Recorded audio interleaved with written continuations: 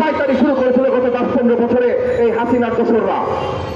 কিন্তু এই যে শিক্ষাক্রমের উন্নয়নের কাজ শুরু হয়েছে, এখানে আমরা দেখছি যে এই দেশের সবচেয়ে নাম করা বিশেষজ্ঞ যারা আছেন এই বিষয়ে, শিক্ষাক্রমের বিষয়ে সবচেয়ে নাম করা বিশেষজ্ঞ যারা আছেন তাদের সবাইকে এই জায়গায় নেওয়া হয় না।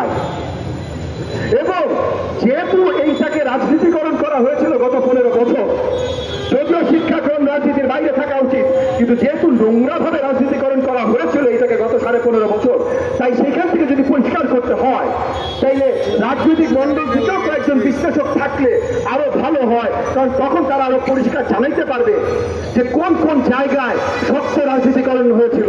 এবং একইভাবে আমি বিশ্বাস করি যে যদি শ্রদ্ধেয় একজন আলেমগণ এই শিক্ষাক্রমের সাথে থাকেন তাহলে তারাও জানাতে পারবেন যে কি কিভাবে ধর্ম বিদ্বেষী এরকম টেক্সট তৈরি করা হয়েছিল এই শিক্ষাক্রমের ভেতরে। তো আমি যেমন তাদের উদ্বেগটাকে সাধুবাদ জানাই, একই সাথে আমি আবেদন জানাই এই উদ্বেগগুলো যেন আরো শক্তভাবে, আরো সুন্দরভাবে এবং আরো ইনক্লুসিভ ভাবে, মানে সবাইকে নিয়ে করা হয়। একমাত্র তখনই আমরা আরো সুন্দরভাবে এই কাজগুলো করতে পারবো। এবং দল হিসাবে আওয়ামী লীগ এবং 14 দলের যারা আওয়ামী লীগের দোষরা ছিল, আমি আজকেও আপনাদের সামনে দাবি জানাচ্ছি তাদেরকে নিষিদ্ধ ঘোষণা করতে। আমরা দেখেছি নতুন করে আলোচনা উঠেছে আন্তর্জাতিক বিচার ট্রাইব্যুনালে আইনটাকে নতুন করে সংস্কার করা। আমি সাধুবাদ জানাই এই সংস্কারের প্রচেষ্টাকে।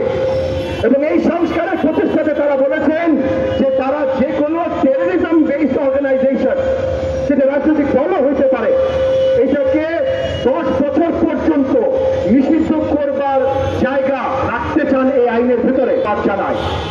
এবং আমি বিশ্বাস করি যে এই আইন যদি একবার বাস্তবায়ন হয় তখন এই আইনের আন্ডারে বাংলাদেশ আওয়ামী লীগ গত 15.5 বছর যতগুলো গণহত্যা চালিয়েছে সেই গণহত্যার এভিডেন্স নিয়ে মিনিমাম 10 বছরের জন্য বাংলাদেশ আওয়ামী লীগ এবং বাংলাদেশ আওয়ামী লীগের যে দোষরা ছিল 14 দল, এই 14 দলকেই 10 বছরের জন্য নিষিদ্ধ ঘোষণা করা হবে ইনশাআল্লাহ।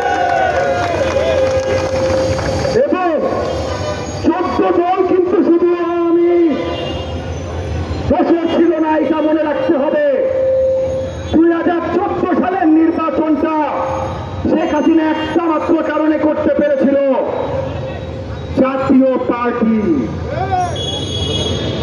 হোসেন মোহাম্মদ এরশাদ সাহেব যখন বললেন নির্বাচন করবেন না, প্রশাসনের নির্বাচনে অংশগ্রহণ করবেন না, তখন তার স্ত্রী এবং তার স্ত্রীর সাথে কিছু নির্বাচনের পর পার্লামেন্টে গেল, সংসদে গেল, সেই চাটুকার খোলায় 18 সংসদে গেছে, সেই চাটুকার খোলায় 24 সংসদে গেছে।